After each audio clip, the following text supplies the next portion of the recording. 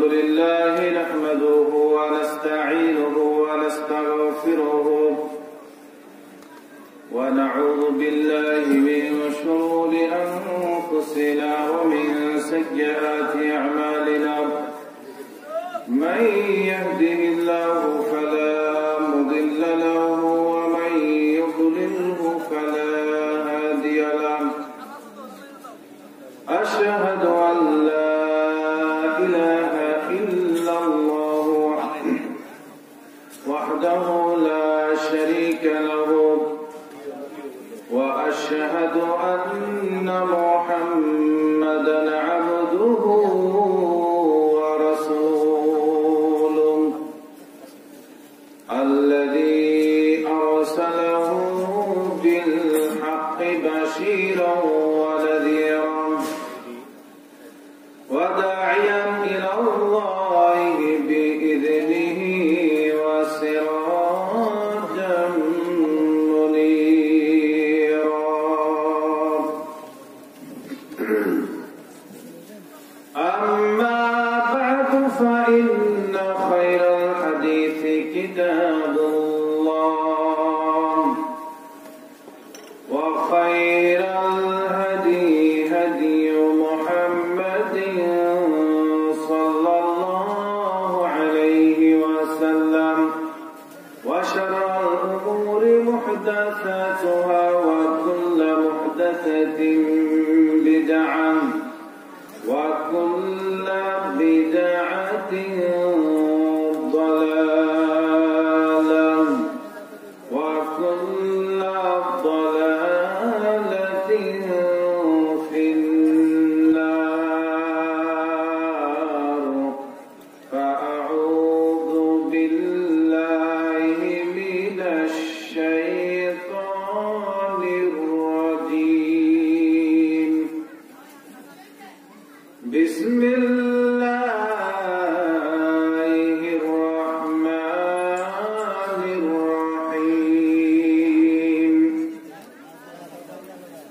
وعد الله الذين آمنوا منكم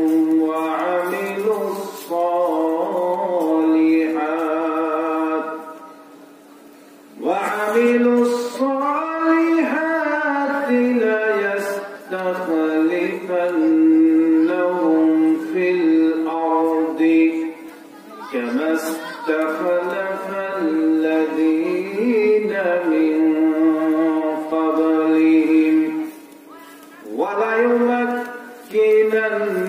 لهم دينهم الذي ارتضى لهم وليبدلنهم من بعد خوفهم أمنا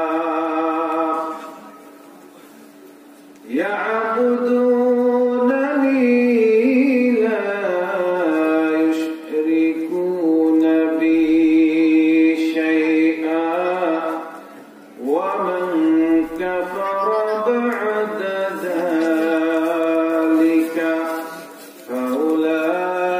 فأولئك هم الفاسقون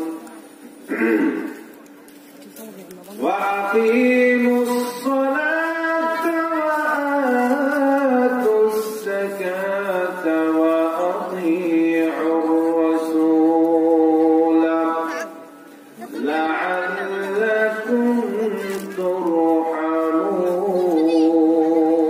ترحمون إن الله وملائكته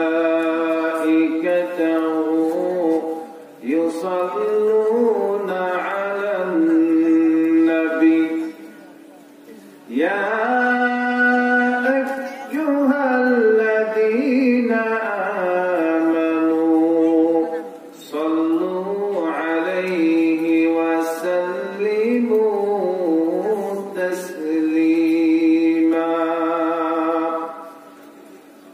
اللهم صل على محمد وعلى آل محمد كما صليت على إبراهيم وعلى آل إبراهيم إنك حميد مجيد اللهم بارك على محمد وعلى آل محمد كما باركت على إبراهيم وعلى آل إبراهيم إنك حميد مجيد القرآن الشيخ আমিন নেই তো পরাজয় এক আল্লাহর গোলাম আমি এই তো পরিচয় আমার এক আল্লাহর গোলাম আমি এই তো পরিচয়।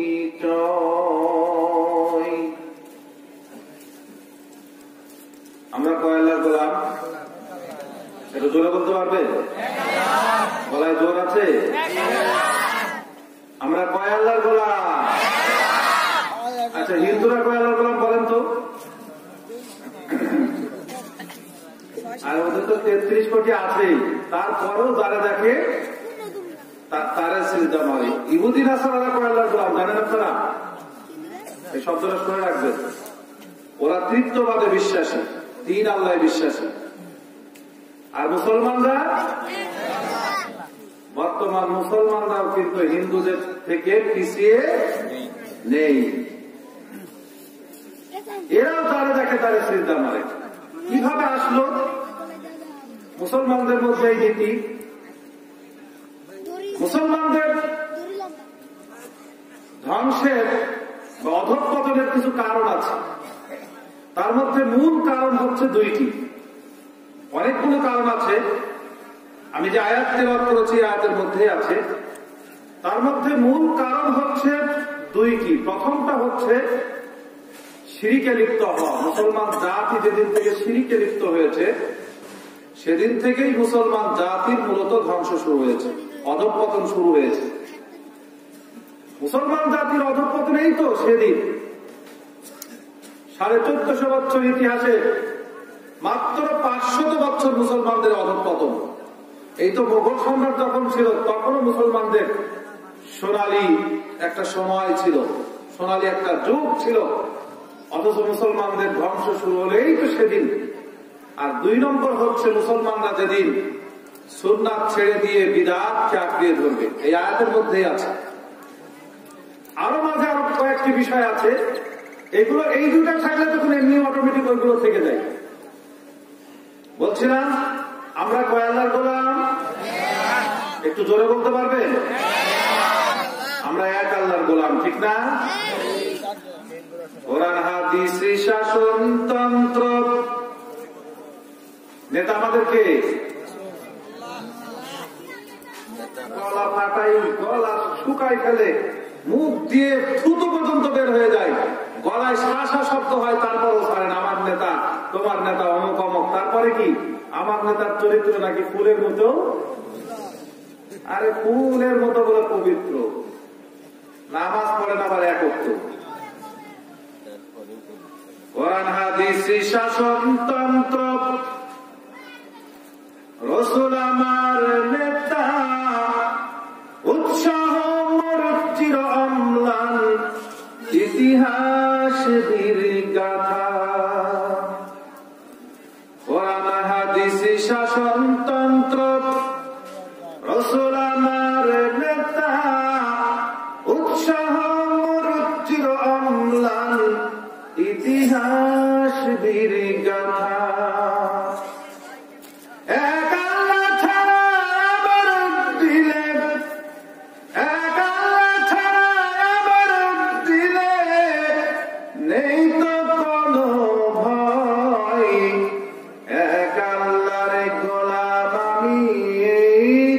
পরিচয় আমার এক আল্লাহর গোলাম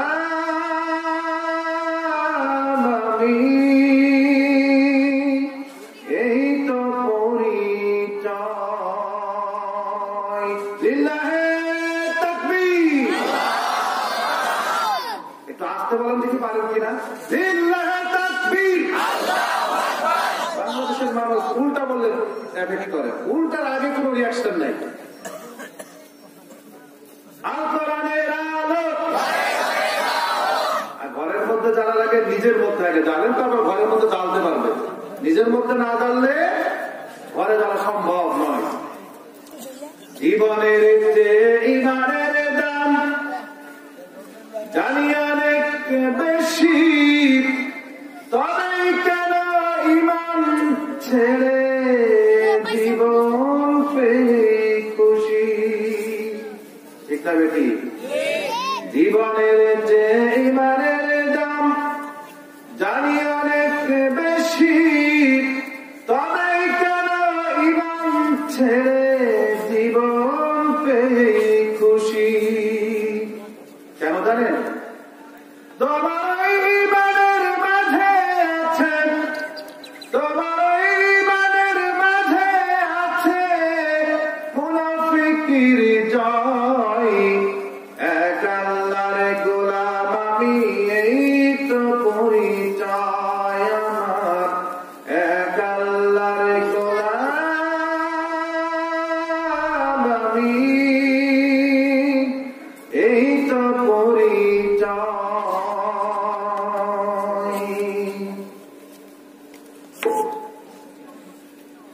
প্রশংসা মাত্রই আল্লাহ সুবহানাহু ওয়া তাআলা। দরুদ ও সালাম বর্ষিত হোক আমাদের নবী হযরত মুহাম্মদ মুস্তাফা আহমদ মুস্তাফা সাল্লাল্লাহু আলাইহি ওয়াসাল্লামের উপর। শান্তি বর্ষিত হোক তার পরিবার বর্গের উপর, শান্তি বর্ষিত হোক আসহাবে কিরামের উপর, শান্তি বর্ষিত হোক তাবেঈন তাবে তাবেঈনগণের উপর, শান্তি বর্ষিত হোক যে সমস্ত মুসলিম নর এবং নারী আল্লাহ এবং তার রাসূলের আনুগত্য করে দুনিয়া হতে বিদায় নিয়ে কবরে চলে গেছেন তাদের উপর। তাদের মধ্যে আমাদের আত্মীয় স্বজন, মা বাবা ভাই বোন অনেকেই কবরে চলে গেছেন। আল্লাহ তাদের কবরের আযাবগুলি মাফ করে দাও, তাদের কবরকে আলোকিত করে দাও, তাদের কবরকে প্রশস্ত করে দাও, তাদের জিন্দেগির গুনাহ মাফ করে দিয়ে তাদেরকে জান্নাত নসিব করে দাও। শান্তি বর্ষিত হোক এবং আল্লাহ সুবহানাহু ওয়া তাআলা হিফাজত করুন তাদেরকে যে সমস্ত মুসলমান জীবিত অবস্থায় বহু ত্যাগ তিতিক্ষা যন্ত্রণা লাঞ্ছনা গঞ্জনা সহ্য করে আল্লাহ এবং তার রাসূলের আনুগত্য করে যাচ্ছে তাদের উপর। সম্মানিত উপস্থিত, টেঙ্গুরিয়া আহলে হাদিস জামে মসজিদের উন্নতি কল্পে ইসলামী জলসার সম্মানিত সভাপতি সাহেব, বল্লা মসজিদের সাবেক ইমাম এবং খতিব, বর্তমান তিনি আছেন যত সম্ভবত কালিয়ান এক মসজিদের ইমাম খতিব হিসাবে। তিনি ফারেগে করাচি, টেঙ্গুরিয়া, কালীহাতি, টাঙ্গাইল শেখ মাওলানা মোহাম্মদ আব্দুল মালিক পরিচালনায় যিনি আছেন। অধ্যক্ষ মাদ্রাসা দারুল ইসলাম মোহাম্মদিয়া বল্লায়ের সম্মানিত অধ্যক্ষ মাওলানা মোহাম্মদ আব্দুল মান্নান সাহেব আজকের প্রধান বক্তা হিসেবে যিনি আছেন। বাংলাদেশ জমিয়ত আহলে হাদিস এর কেন্দ্রীয় সেক্রেটারি জেনারেল শেখ মোহাম্মদ শহীদুল্লাহ খান মাদানী, আর বিশেষ বক্তা হিসেবে যিনি আছেন মাওলানা মোহাম্মদ আবু বকর সিদ্দিক, এবং আমার পূর্বে বক্তব্য দিয়ে গেছেন আমাদের বল্লার কৃতি সন্তান, বল্লার গর্ব মাওলানা মোহাম্মদ আবু রাইহান, এবং বক্তব্য দিয়ে গেছে মাওলানা আহমদুল্লাহ পেশ ইমাম, টেঙ্গুরিয়া আহলে হাদিস জামে মসজিদ সহ অন্যান্য উলামায়ে কিরাম, দিনদার ইমানদার যুবক ভাইরা, মুরব্বিয়ানে ইজাম, কচিকাঁচা সোনামণিরা, পর্দার আড়ালের মা ও বোনেরা, স্কুল কলেজ মাদ্রাসার ছাত্র ভাইরা, কৃষক শ্রমিক ব্যবসায়ী ভাইরা, সবাইকে জানাই আমার অন্তরের অন্তরস্থল থেকে হৃদয় নিংড়ানো ভালোবাসা ও সালাম। আসসালামু আলাইকুম ওয়া রাহমাতুল্লাহি ওয়া বারাকাতুহু। আমি আপনাদের সামনে মহাগ্রন্থ আল কোরআন থেকে দুইটি আয়াত তেলাওয়াত করেছি। আয়াত দুটি হচ্ছে সূরা আন-নূরের দুইটি আয়াত, সূরা নম্বর 24, আয়াত নম্বর হচ্ছে 55 এবং 56। এই আয়াত দুটি প্রত্যেকটি মানুষের বর্তমান যুগে জানা উচিত, কেননা মুসলমানদের উপরে আল্লাহ রাব্বুল আলামিন 3টি ওয়াদা করেছেন, বিশাল বিশাল 3টি ওয়াদা। আর এই 3টি ওয়াদা যদি আল্লাহ রাব্বুল আলামিন বাস্তবায়ন করেন মুসলমানদের উপরে, মুসলমানরা আজও সেই সোনালী ঐতিহ্য, সোনালী যুগে ফিরে আসবে এবং মুসলমানরা যে সুপুরুষ হিসাবে ছিল, সারা বিশ্বে মুসলমানরা কোন জায়গা থেকে আওয়াজ তুললে, এ মাথায় আওয়াজ তুললে সারা পৃথিবী পর্যন্ত নড়ে উঠত, সেই মুসলমানদের সোনালী যুগ আবার ফিরে আসবে যদি এই আয়াত দুটি আমরা ভালো করে বুঝতে পারি। তারপরেও মুসলমানরা কেন আজ এই নির্যাতনের শিকার? মুসলমানরা কেন জুলুমের শিকার? মুসলমানরা ছিল সুপুরুষ, আজ কাপুরুষ এবং ঘর জমায়ে পরিণত হয়েছে। মুসলমানরা ছিল বটবৃক্ষের ন্যায় বৃক্ষ, মুসলমানরা বন্যার প্যানার মতো হয়ে গেছে। বন্যার প্যানা আমার চাইতে আপনারা ভালো চেনেন। আরে যদি জোয়ার আসে আসে, আর জ্বর চলে গেলে চলে যায়, যারা থাকে তারা শুকিয়ে মারা যায়। শেষ পর্যন্ত মহিলারা নিয়ে এসে চুলায় জ্বালায় বা জ্বালানি হিসাবে ব্যবহার করে, এর নাম হচ্ছে কচুরি পানা।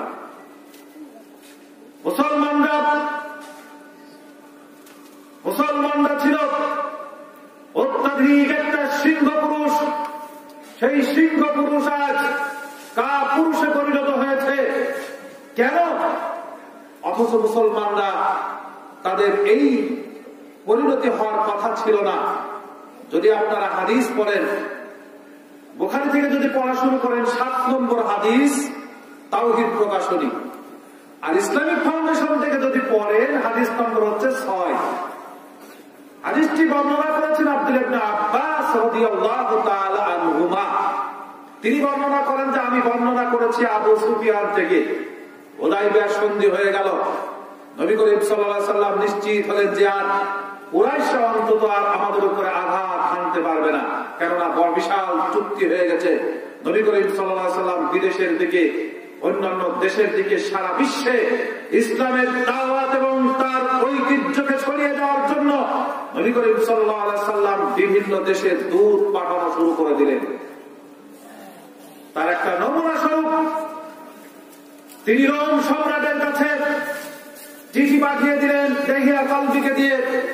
চিঠির মধ্যে লেখা ছিল মাত্র একটা আয়াত, সূরা আল ইমরানের আয়াত নম্বর হচ্ছে 64। এই আয়াতটা শুধুমাত্র পাঠিয়েছে। আয়াতটা পাঠানোর পরেই রোম সম্রাটকে এই যুগের আমেরিকা, আরেকটা যতই পাগলাটে হোক, আমেরিকায় বসে শুধু একটা ঘোষণা দেবে যেটা হচ্ছে সারা বিশ্বের রাষ্ট্রপতিদের মাথা গরম হয়ে যায়, সারা বিশ্বের মানুষের ঘুম হারাম হয়ে যায়। এই যুগের ট্রাম্প আর ওই যুগে ছিল কি রোম সম্রাট, নাম হচ্ছে হিরাকল বা হিরাক্লিয়াস। আব্দুল্লাহ ইবনে আব্বাস বলছেন নবী করিম সাল্লাল্লাহু আলাইহি সাল্লামের কাছে চিঠি পাঠিয়ে, নবী করিম সাল্লাল্লাহু আলাইহি সাল্লাম হিরাকলের কাছে চিঠি পাঠিয়েছেন। আবু সুফিয়ান বলছেন আমরা তখন কুরাইশদের পক্ষ থেকে সিরিয়ায় ব্যবসায়ী ছিলাম, রোম সম্রাটের ঘুম হারাম হয়ে গেছে, কে চিঠি পাঠালো খুঁজে নেওয়া আসা হোক। আরবি ভাষায় কে চিঠি পাঠিয়েছে? যেহেতু ইহুদি নাসারারা খাতনা করে নাই, খাতনাওয়ালা কারা? আবু সুফিয়ান বলছে আমরা সিরিয়ায় ছিলাম, আমাদেরকে ধরে নিয়ে যাওয়া হলো, জিজ্ঞাসা করা হলো যে চিঠি যিনি পাঠিয়েছে তাকে তোমরা চেনো কিনা? আবু সুফিয়ান বলছে খুব ভালো করেই চিনি। তো বলছে তোমাদের মধ্যে আত্মীয়তার সম্পর্কের দিক থেকে কে বেশি নিকটতম?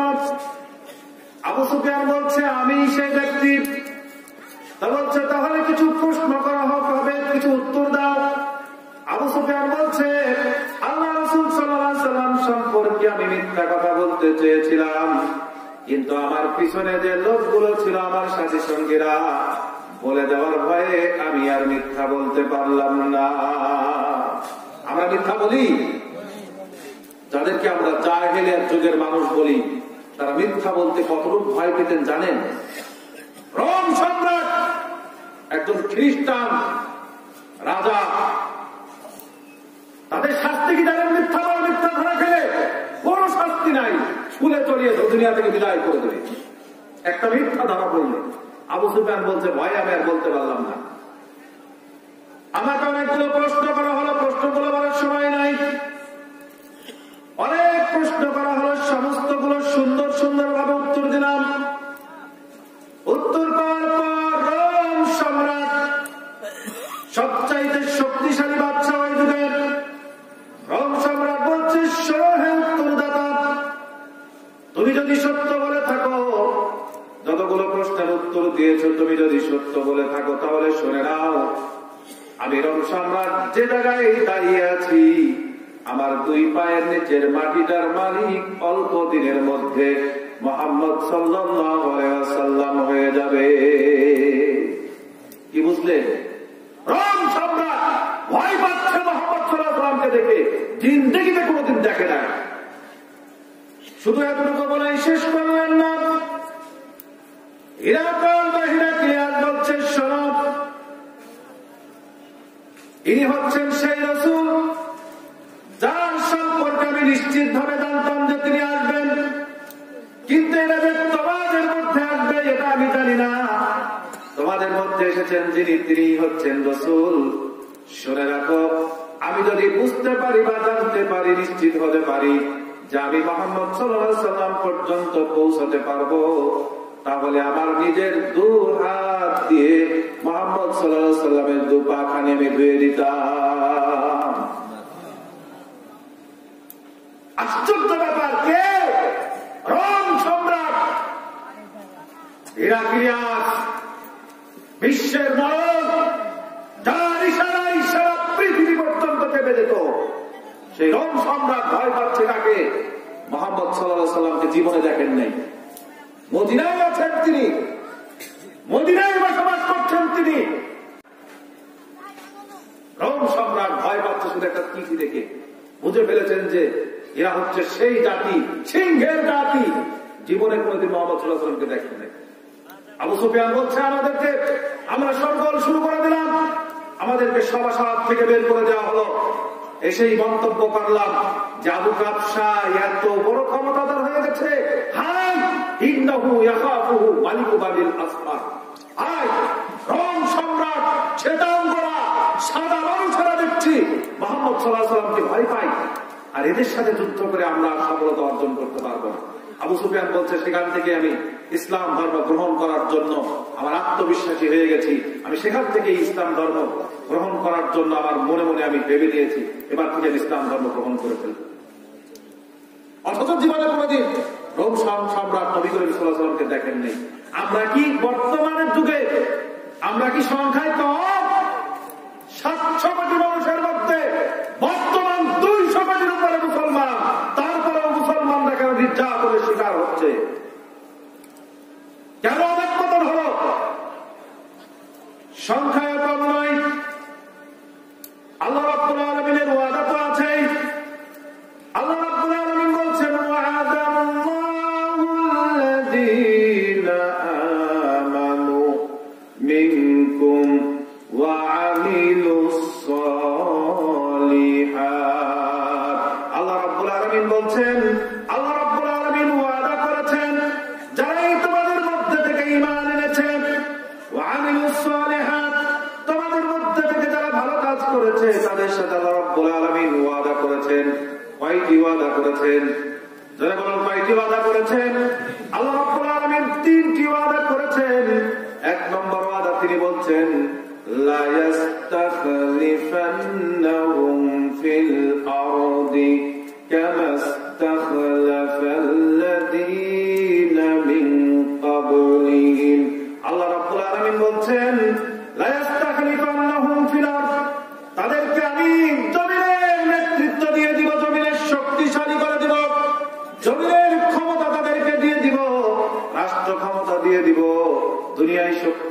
করে দিব। আল্লাহ রাব্বুল আলামিন তারপরে বলছেন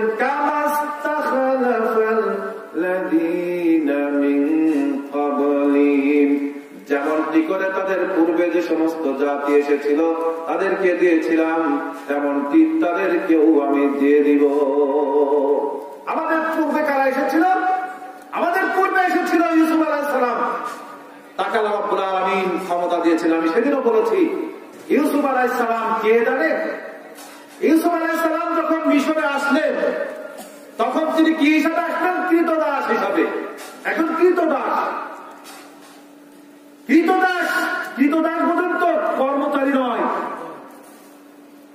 আপনার বেতনভুক্ত কর্মচারী নয়, যাকে বাজার থেকে কিনে আনা হয় তাকে কৃতদাস বলা হয়। গরু ছাগলের মতো ইউসুফ আলাইহিস সালামকে কিনে আনা হলো, তিনি ছিলেন কৃতদাস। আর মিশর হচ্ছে সেই দেশ যে দেশ অবকাঠামোর দিক থেকে আজ থেকে কয়েক হাজার বছর আগ থেকেই আমাদের চাইতেও উন্নত দেশ। আমি মাঝে মধ্যে উদাহরণ দিতে গিয়ে বলি যে জুলাইখার যে ঘরটা ছিল সেই ঘরটা রুম পর্যন্ত পৌঁছাতে 7টা দরজা পার হওয়া লাগতো, অর্থাৎ 7টা গেট। এরকম বাড়ি বর্তমানে এত সুন্দর করে মানুষ বাড়ি তৈরি করছে, কিন্তু জুলাইখার বাড়ির মতো বাড়ি কি হয়েছে? কোন রাজা আছে? তাও নাই। আল্লাহ রাব্বুল আলামিন কৃতদাস হওয়ার পরে তাকে আবার 7 থেকে 10 বছর পর্যন্ত জেলখানায় রাখলেন। জেলখানা থেকে বের করেন আল্লাহ রাব্বুল আলামিন পুরো মিশরটাকে তার হাতে তুলে দিলেন। আমাদেরকে কি আল্লাহ রাব্বুল আলামিন ক্ষমতা দিতে পারেন না? পারেন না? পারবেন কিনা? আল্লাহ রাব্বুল আলামিন তারপরে বলছেন তাদেরকে আমি নেতৃত্ব দিয়ে দিব। তাদের পূর্বে যে সমস্ত জাতি এসেছিল তাদেরকেও আমি দিয়েছিলাম, তেমনটি করে তাদেরকেও আমি বর্তমান যুগের ঈমানদারদেরকেও আমি দেব। তারপরে 2 নম্বর ওয়াদা করে বলছেন ওয়ালা ইউমাক্কিনান্না লাহুম দীনাহুমুল্লাযী ইরতাদা লাহুম। আল্লাহ রাব্বুল আলামিন বলছেন আর তাদের দিনকে আমি শক্তিশালী করে দিব, যে দিনকে আমি তাদের জন্য মনোনীত করে দিয়েছি সেই দিনকে আমি তাদের জন্য শক্তিশালী করে দিব। আল্লাহ রাব্বুল আলামিন কোন দিন আমাদের জন্য মনোনীত করে দিয়েছেন? আল্লাহ রাব্বুল আলামিন বলছেন রাদিতু লাকুমুল ইসলাম দীনা। আল্লাহ রাব্বুল আলামিন ইসলামকে আমাদের জন্য কি করেছেন? কমপ্লিট কোড অফ লাইফ, অর্থাৎ ইসলামকে পূর্ণাঙ্গ জীবন ব্যবস্থা হিসেবে আমাদের জন্য তিনি মনোনীত করে দিয়েছেন। এই দিনকে আমাদের জন্য শক্তিশালী করে দিবে। শক্তিশালী করে দিবেন কে? কে শক্তিশালী করে দিবে? শক্তি কি আছে? নাই। বলুন তো, যে ধর্মের লোক দাবি করে যে আমার দিন হচ্ছে শক্তিশালী, আর সেই ধর্মের মানুষগুলো সব জায়গায় মায়ের খাবে, এটা কি হতে পারে? আবার যদি দাবি করে যে অনুসারীরা সব শক্তিশালী আর এই দিন দুর্বল হবে, এটা কি সব সম্ভব? দিন যদি শক্তিশালী হয় তার অনুসারীরাও শক্তিশালী হবে, আর অনুসারীরা যদি শক্তিশালী হয় দিনও শক্তিশালী হবে। মুসলমানরা আজ বন্যার প্যানার মতো হয়ে গেছে, মায়ের খাচ্ছে। দেখলেন কিছুদিন আগে আমরা মিয়ানমারের মুসলিমদেরকে দেখেছি নির্যাতনের শিকার হতে। বর্তমান চীনের মুসলমানরা হচ্ছে চেচনিয়া, বসনিয়া, এদিকে আফগানিস্তান, কাশ্মীর, ওদিকে একের পর এক সারা বিশ্বের মুসলমানরা নির্যাতনের শিকার হচ্ছে। তাহলে অনুসারীরা কিসের শক্তিশালী হলো?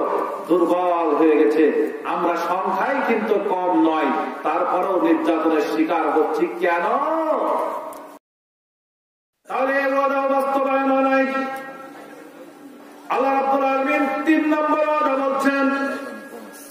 3 নম্বর ওয়াদা তিনি আরো কঠিন ওয়াদা, ওয়ালা ইউবাদদিলান্নাহুম মিন বা'দি খাউফিহিম আমনা। আল্লাহ রাব্বুল আলামিন বলছেন তাদেরকে আমি পরিস্থিতি বদল করে দিব। তাদের উপরে যখন ভয় আসবে, ভীতি আসবে, তাদের শিকার হবে। ওই সময় আরবের একটা অবকাঠামো ছিল, ইমানের উপরে অটল থাকা বড় কঠিন ছিল। ইমান আনার পরে নির্যাতনের শিকার হয় নাই এমন কোন সাহাবী নাই। বেলালের উপরে নির্যাতন নেমে আসলো, খাব্বাবের উপরে নির্যাতন নেমে আসলো, খুবাইবের উপরে নির্যাতন নেমে আসলো, অন্যান্য সাহাবীদের উপরে নির্যাতন নেমে আসলো, স্বয়ং মুহাম্মদ সাল্লাল্লাহু আলাইহি ওয়াসাল্লামের উপরে নির্যাতন নেমে এসেছিল। সবার উপরে নির্যাতন হয়েছে। আল্লাহ রাব্বুল আলামিন সবগুলো উতরিয়ে সবগুলো পার করে আল্লাহ রাব্বুল আলামিন তাদেরকে নিরাপদের বিশ্ব নিরাপদের একটি দেশ দান করলেন, নিরাপদ ভাবে একটি দেশ থেকে দান করলেন। তারপরেও বিদেশি হানাও এসেছে, সেখান থেকেও নিরাপত্তা দিয়েছেন আল্লাহ রাব্বুল আলামিন। সব নিরাপত্তা দিয়ে তিনি বলছেন ওয়ালা ইউবাদদিলান্নাহুম মিন বা'দি খাউফিহিম আমনা। তাদের উপরে নির্যাতন আসতে পারে, জুলুম আসতে পারে, ভয় ভীতি আসতে পারে, ভয়কে নিরাপত্তা দিয়ে বদল করে দিব, অবশ্যই বদল করে দিব। এক, তাদেরকে ক্ষমতা দিবেন। দুই, তাদের দিনকে শক্তিশালী করে দিবেন। তিন, তাদের কি করবেন? ভয় আসলে, ভীতি আসলে, নির্যাতন হলে নিরাপত্তা দিয়ে পরিস্থিতিকে বদল করে দিবেন। তিনটি ওয়াদা করেছেন, একটাও কি বর্তমানে বাস্তবায়ন আছে? আছে বাস্তবায়ন? আল্লাহ কি ওয়াদা খেলাপ করেন? ইন্নাল্লাহ, আল্লাহ রাব্বুল আলামিন তার ওয়াদার খেলাপ করেন না, ওয়াদার খেলাপ করেন না, করেনি। ইয়া আইয়ুহান নাস ইন্না ওয়াদাল্লাহি হাক্কুন। হে মানব সকল শোনো, আল্লাহ রাব্বুল আলামিনের ওয়াদা কিন্তু সত্য, তিনি তার ওয়াদার বাস্তবায়ন করবেন। তাহলে আমাদের উপরে কেন হচ্ছে না? আমাদের উপরে কেন হচ্ছে না? নবী করিম সাল্লাল্লাহু আলাইহি ওয়াসাল্লামের কাছে একদম কিছু নবী করিম সাল্লাল্লাহু আলাইহি ওয়াসাল্লামের কাছে কিছু সাহাবী গিয়ে বলছে, নবী করিম সাল্লাল্লাহু আলাইহি ওয়াসাল্লাম তখন কাবার হাতিমের পাশে শুয়ে ইলা রাসূলিল্লাহ সাল্লাল্লাহু আলাইহি ওয়াসাল্লাম ও হুয়া মুতাওয়াসসিদুন বারদাতুন লাহা ফি দিল্লিল কাবা। নবী করিম সাল্লাল্লাহু আলাইহি ওয়াসাল্লাম তখন কাবার ছায়ায় বসে, ছায়ায় শুয়ে শুয়ে তিনি রেস্ট নিচ্ছিলেন। কিছু সাহাবা গিয়েই বলছে আলা তাস্তানসিরু লানা আলা তাদউ লানা, ইয়া রাসূল আমাদের জন্য কি দোয়া করবেন না? কি করবেন না? সাহায্য প্রার্থনা করবেন না? আর সহ্য করতে পারছি না, নির্যাতন নেমে এসেছে, চলে গেছে। নবী করিম সাল্লাল্লাহু আলাইহি ওয়াসাল্লাম বলছেন তোমাদের পূর্বে যারা এসেছিল গলার সমান গর্ত করা হয়েছিল, মাথার উপরে করাত রেখে দুভাগ করে ফেলা হয়েছিল, আর চিরুনি এনে তাদের শরীরে আশ্রিয়ে হাড় মাংসকে আলাদা করে ফেলা হয়েছে। লা ইয়াসুদ্দুহুম আন দীনিহিম, তারপরেও তারা দিন থেকে বিচ্যুত হয় না। আল্লাহ নবী সাল্লাল্লাহু আলাইহি ওয়াসাল্লাম তারপরে বলছেন ওয়াল্লাহি লা ইউতিম্মান্নাল্লাহু হাদাল সানাত ইলা হাদারিল মাউত। আল্লাহ রাব্বুল আলামিন আল্লাহ নবী সাল্লাল্লাহু আলাইহি ওয়াসাল্লাম বলছেন শোনো, এমন একদিন ভাবে দিন বিজয়ী হবে, দিন এমন ভাবে এই পৃথিবীর বুকে বিজয়ী লাভ করবে, এমন ভাবে পৃথিবীর বুকে দিন শক্তিশালী হয়ে যাবে। শুনে রাখো,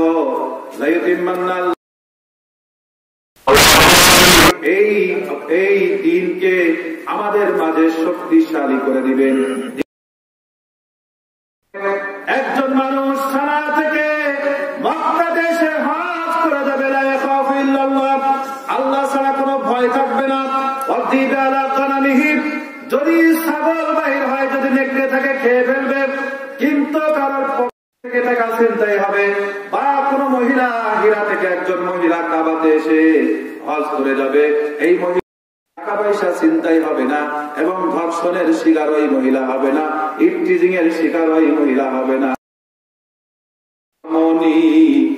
নির্জন পথে যাবে, কোন জন কটু না, কোন জন পথে ঘাটে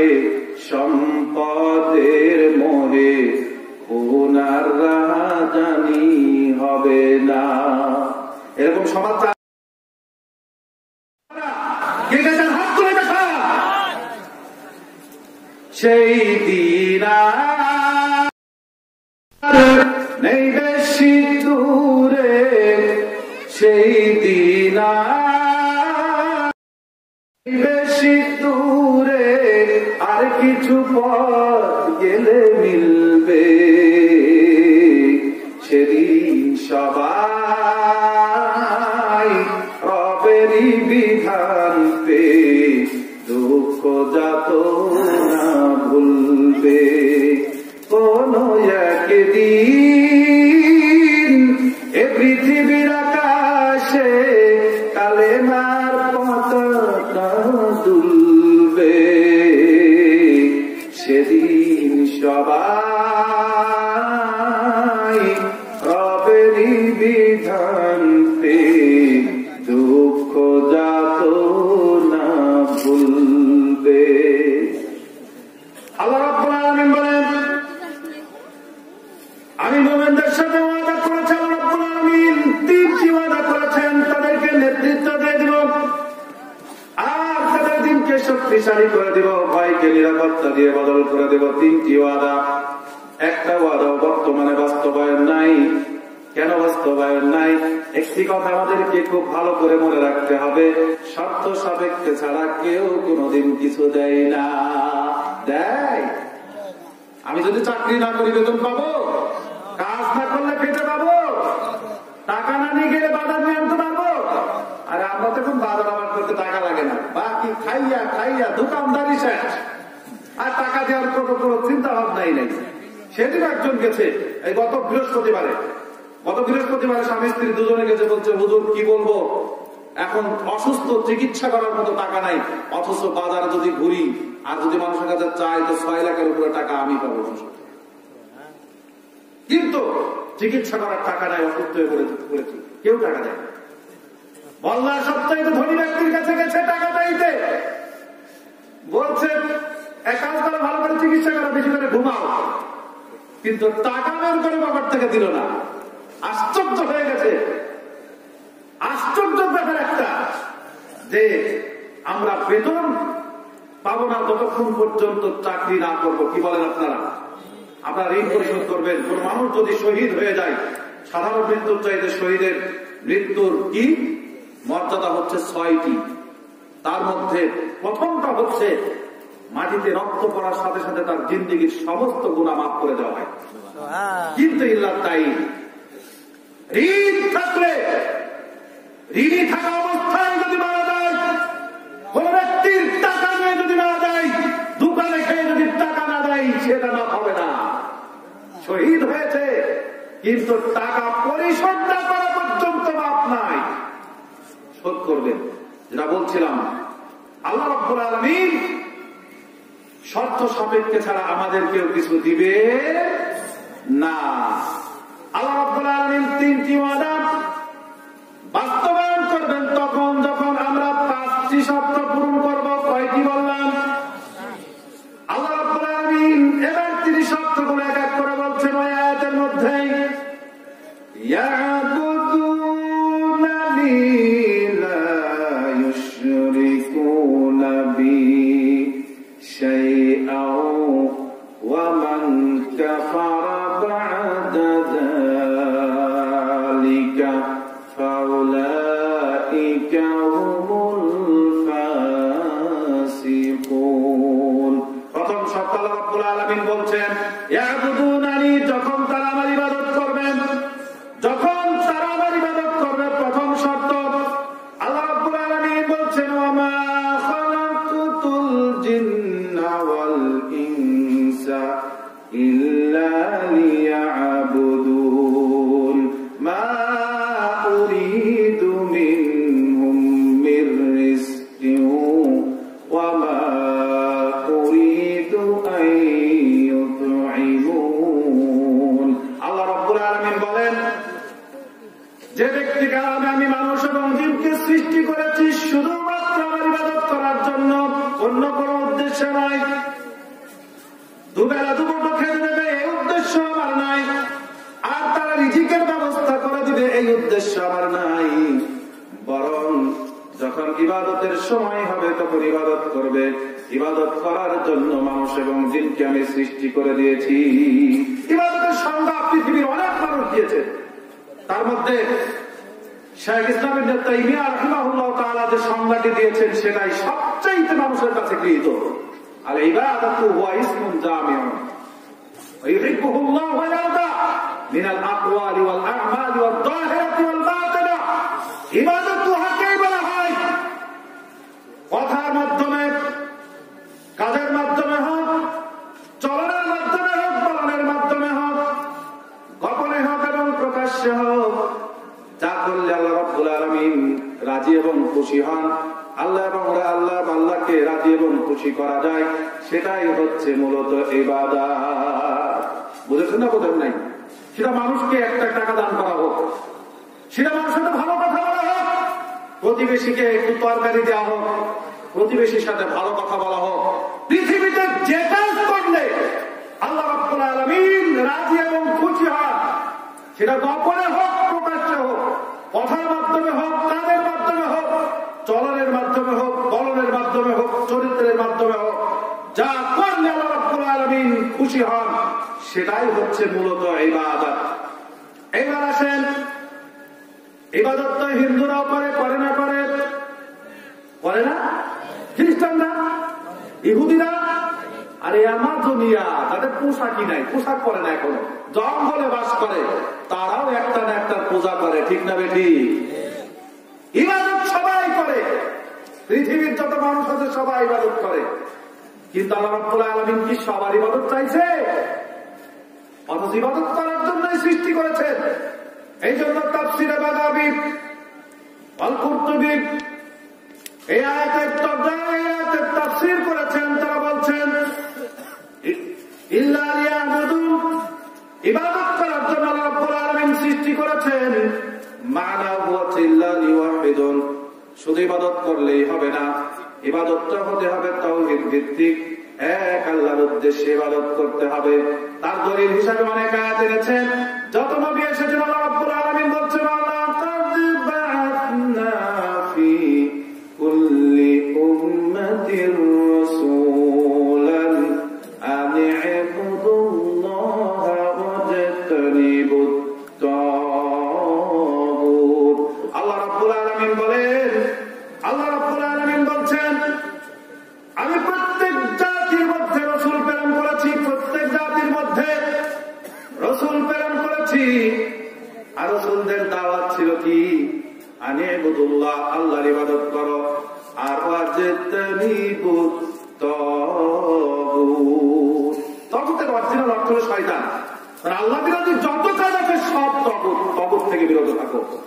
অর্থাৎ আল্লাহ রাব্বুল আলামিন প্রত্যেক নবী এবং রাসূলকে ইবাদত করার জন্য বলেছেন, দাওয়াত দিতে বলেছেন এবং তাগুত থেকে বিরত থাকতে বলেছেন। এই জন্য আল্লাহ রাব্বুল আলামিন 2 নম্বর শব্দ বলছেন। 2 নম্বর শব্দটা কি শুনুন, ইয়াবুদুনানি লা ইউশরিকুনা বি শাইআ। তারা আমার ইবাদত করবে, এক হচ্ছে ইবাদত করবে, আর এক হচ্ছে ইবাদত করতে গিয়ে লা ইউশরিকুনা বি শাইআ ওয়া মান কাফারা বা'দা যালিকা ফাউলাইকা হুমুল ফাসিকুন। তারা আমার ইবাদত করবে, এক আর ইবাদত করতে গিয়ে কাউকে কোন অবস্থায় আল্লাহর সাথে কখনো শিরিক করবে না। ইবাদত করবে আর ইবাদত করতে গিয়ে কোনদিন আল্লাহর সাথে শিরিক করবে না, তার মানে শিরিক থেকে বিরত থাকবে। শিরিকের আলোচনা অনেক লম্বা।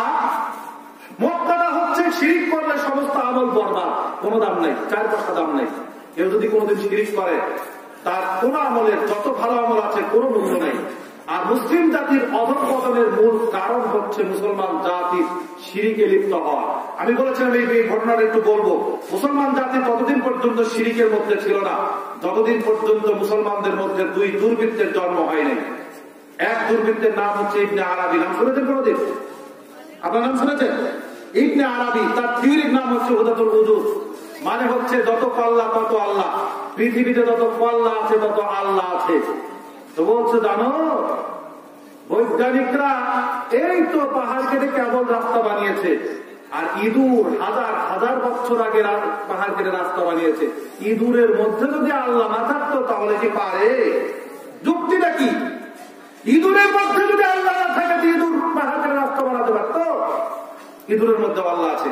এজন্য ইঁদুরকে নীতির মধ্যে কোনো পার্থক্য আছে? কোনো পার্থক্য নাই। যত কল্লা তত আল্লাহ। এই হচ্ছে দুর্বৃত্ত, নাম হচ্ছে ইবনে আরবি, যার থিওরির নাম হচ্ছে ওহদাতুল উজুদ। দ্বিতীয় ব্যক্তি, আরো অনেক ব্যাখ্যা আছে, সময় নাই। দ্বিতীয় ব্যক্তির নাম হচ্ছে মানসুর আল হাল্লাজ। এই ব্যক্তির নাম আপনারা জানেন, যার জিকির ছিল আনাল হক, আমি আল্লাহ। তার থিওরির নাম হচ্ছে হুলুল।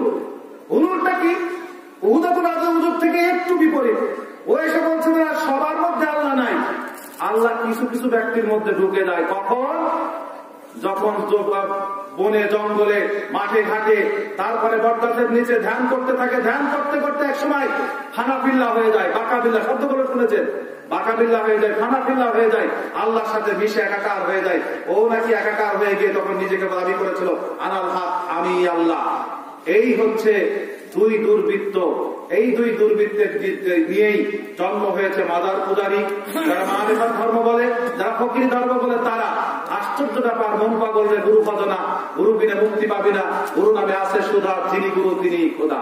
এদের গানগুলো বলছে যে নবী যে আহমদের এই নিমের পর্দা খুলে দেবে মন, দেখে সেটা বসত করে আহাত নিরঞ্জন, আহা আহমাদ, আহমদের এই নিমের পর্দা, আলিফ হা মিম দাল, আহমদ এই চারটি অক্ষর নিয়ে নাম হচ্ছে আহমদ, মুহাম্মদ সাল্লাল্লাহু আলাইহি ওয়াসাল্লামের একটি নাম। বলছে আহমদের এই মিমের পর্দা খুলে দেবে মন, যদি আহমদের এই মিমটাকে সরিয়ে দাও তাহলে কি হবে? সে দেখলে সেটা বসত করে আহাদ নিরঞ্জন। তার মানে মোহাম্মদ আর আহাদ হচ্ছে আল্লাহর নাম। আহমদ আর আহমদের মধ্যে কোনো পার্থক্য নাই। যিনি হচ্ছেন আহাদ তিনি হচ্ছেন আহমদ। তার মানে আল্লাহ আর মোহাম্মদ একই জন। যে মুর্শিদ সেই তো রসুল, তাহাতে নেই কোন ভুল, খোদাও সে হয়। নাউজুবিল্লাহ। শুনেছেন না? এদের হচ্ছে ধর্ম। এরকম বলতে লাগলে আমার শুধু এইরূপ বলতেই লাগবে 2 ঘন্টা। আর আমি এই মারিফত সম্পর্কে এত আলহামদুলিল্লাহ এত জ্ঞান অর্জন করেছি, কারণ হচ্ছে আমাদের এলাকায় বাঁচতে হলে এটা করতে হবে। কারণ আমার বাড়ি তো ওই যে ওদের এলাকায়, ওদের না ফকির এলাকায় প্রত্যেক গ্রামে আখড়াও আছে, সন্ধ্যাবেলায় গানের আসর আর গাদার আসর বসে। যার কারণে আমরা এই বিষয়গুলো খুব একটু ভালো বুঝি। বলছিলাম শিরিক থেকে বিরত থাকুন, আর ওদের ধারে কাছে ঘেসবেন না।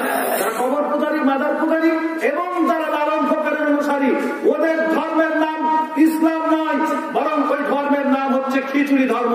কিছু হিন্দু থেকে নিয়েছে, কিছু মুসলিম থেকে নিয়েছে, কিছু বৌদ্ধ থেকে নিয়েছে, কিছু খ্রিস্টান থেকে নিয়েছে, কিছু অগ্নি পূজক থেকে নিয়েছে। সব জায়গা থেকে নিয়ে একটা খিচুড়ি ধর্ম বানিয়ে দিয়েছে। নাম হচ্ছে মারিফাতি ধর্ম, যে ধর্মের অস্তিত্ব কোরআন হাদিসে ইসলামের মধ্যে নাই। এটা আপনারা কোনদিন মানবেন না। যে বেশি পাকমানি করবে আমার ঠিকানা দেখিয়ে দিবেন, আমি তার সাথে বসতে রাজি। দেখবেন যে আমার সাথে যদি একদিন বসে, ও জিন্দেগিতে আমার থেকে অন্তত 1000 কিলোমিটার দূরে থাকবে। দেখবেন। সম্মানিত উপস্থিতি, বলছিলাম ইয়াবুদুনানি, তারা আমার ইবাদত করবে, লা ইউশরিকুনা বি শাইআ, আর আমার সাথে ইবাদত করতে গিয়ে কোন অবস্থায় শিরিক করবে না। এই কথাকে যারা অস্বীকার করে, সত্য অস্বীকারী ফাসিক ছাড়া কিচ্ছু নেই। 2টি শর্ত গেল, 3টি শর্ত। 56 নম্বর আয়াত সূরা নূরের আল্লাহ রাব্বুল আলামিন বলছে আকিমুস সালাতা, সালাত প্রতিষ্ঠিত করবে, ওয়া আতুস যাকাতা, যাকাত দিবে। আর মুসলমানদের মধ্যে সালাতও নাই, যাকাতও নেই। যাকাতকে জরিমানা মনে করে আর নামাজকে বড় জুলুম মনে করে, ঠিক না? দুটো একটাও নেই। আর 2টি না করলে মুসলমান থাকে। 5 নম্বর শর্ত বড়ই কঠিন। 5 নম্বর শর্তটা ওয়াতিউর রাসূল, রাসূলের আনুগত্য করে। রাসূলের আনুগত্য করো, তাহলে কি হবে? রাসূলের আনুগত্য কোথায় করবে? সর্ব জায়গায়। শাইখ ইবনে বাজের একটি বই আছে, লুজুম ইত্তিবা'ইস সুন্নাহ ইনকারুহা কুফর। একদম পাতলা ছোট্ট বই। রাসূলের সুন্নাতকে ইত্তিবা করা হচ্ছে সবার উপরে কি? লুজুম, ওয়াজিব। ইনকারুহা কুফর। ছোট্ট একটা সুন্নাতকে যদি কেউ অবমাননা করে, সে অবশ্যই কুফরি করবে।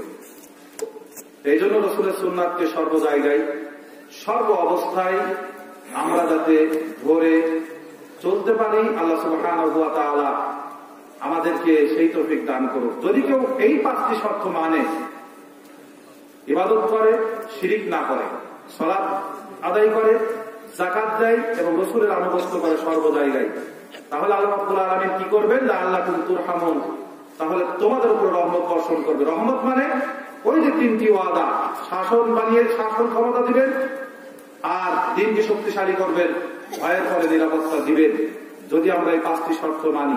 আর যদি এই 5টি শর্ত না মানি তাহলে কি হবে? আল্লাহ রাব্বুল আলামিন তাদের উপর রহমত বর্ষণ করবেন না, আর রহমত না আসলে গজব আসবে। আর মুসলিম নাম থাকার কারণে বিধর্মীরা আমাদের উপরে আয়নার মতো থাবা বসিয়ে আমাদেরকে ছিন্ন ভিন্ন করে ফেলবে। আপনারা কি ছিন্ন ভিন্ন হতে চান? অবশ্যই চান না। আসুন আমরা মুসলমানদের সেই সোনালী ঐতিহ্য, সোনালী দিন ফিরে আনার জন্য আবার আমরা আমাদের সেই যে আমলগুলো আল্লাহ রাব্বুল আলামিন করতে বলেছেন সেগুলো মেনে নিয়ে আমাদের জীবনকে পরিচালনা করি এবং পরিচালনা করার চেষ্টা করি। প্রতিপালক তুমি আমাদেরকে সেভাবেই চলার তৌফিক দান করো, এই দাবি এই দরখাস্ত রেখে আজকের মতো এখানেই বক্তব্য দিতে টানলাম। আসসালামু আলাইকুম ওয়া রাহমাতুল্লাহি ওয়া বারাকাতুহু।